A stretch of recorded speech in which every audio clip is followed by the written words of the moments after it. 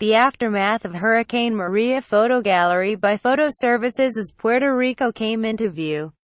Below, passengers on the JetBlue Aid flight from New York fell silent as the scale of the devastation wrought by Hurricane Maria became apparent.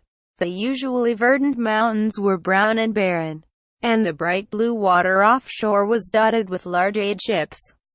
Related, Jennifer Lopez donates $1 million to Puerto Rico hurricane recovery effort. A member of the flight crew addressed the passengers. "I understand what you're feeling might be overwhelming, but Puerto Ricans are resilient." Before the plane touched town, that same crew member said, "Puerto Rico se levanta, Puerto Rico rises up."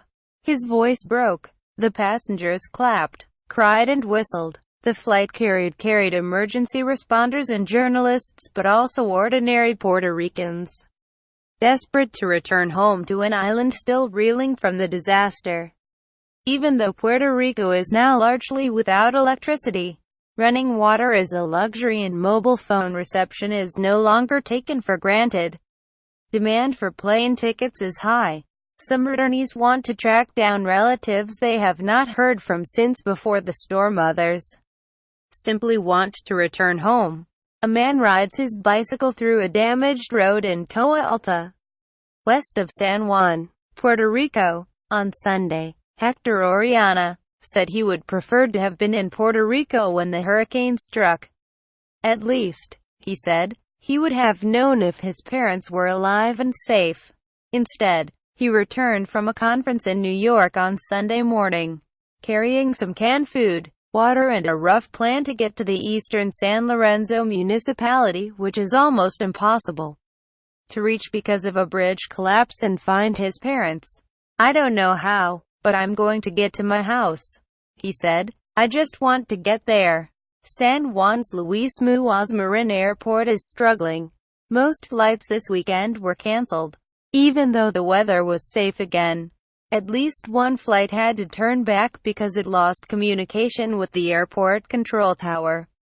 Also on board was Javier Nieves, a Puerto Rican who has lived in New York for 12 years. He flew in to search for his in-laws and a nephew in the municipality of Vega Baja, where floods reached more than 10 feet. The mayor, Marcos Cruz Molina, said between 2,000 and 2,500 people, including himself, lost their homes. Like most of the island, Vega Baja is almost completely without communication. Though Nieves' priority was finding his family, he had also taken on the role of communications officer for hundreds with loved ones in the municipality. Governor Ricardo Rossello said on Sunday officials still had not had communication with 9 of 78 municipalities.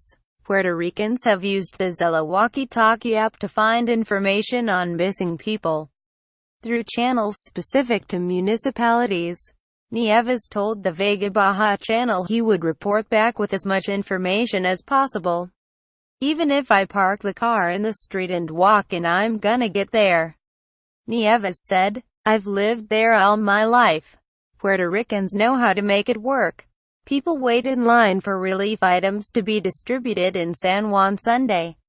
There has been an outpouring of aid and support, but the magnitude of the destruction, better understood each day, is overwhelming. Those tasked with disaster response must also contend with the island's $73 billion debt crisis. The devastation in Puerto Rico has set us back nearly 20 to 30 years. Puerto Rico's non-voting representative in the U.S. Congress, Jennifer Gonzalez, told the Associated Press, "I can't deny that the Puerto Rico of now is different from that of a week ago. The destruction of properties, of flattened structures, of families without homes, of debris everywhere. This is why people are also trying desperately to leave." On Sunday morning, dozens sat waiting in the airport, which does not have functioning escalators, elevators or air conditioning. Many waved paper or cardboard, trying to stay cool. By Sunday night, the only scheduled flight out had been cancelled. Only 8 flights had departed.